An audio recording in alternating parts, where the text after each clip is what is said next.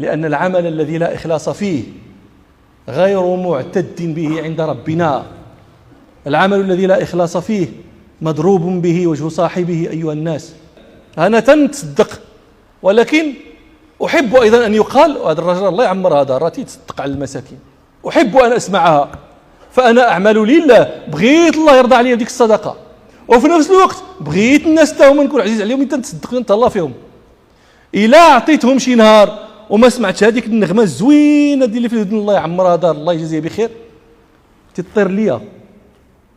هذه العلامة أنه أنا كنبغي داك الشيء.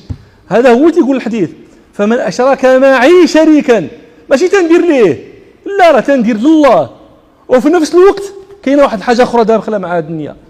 فمن أشرك معي شريكا فهو لشريكي. يا أيها الناس أخلصوا لله أعمالكم فإن الله لا يقبل إلا ما أخلص له.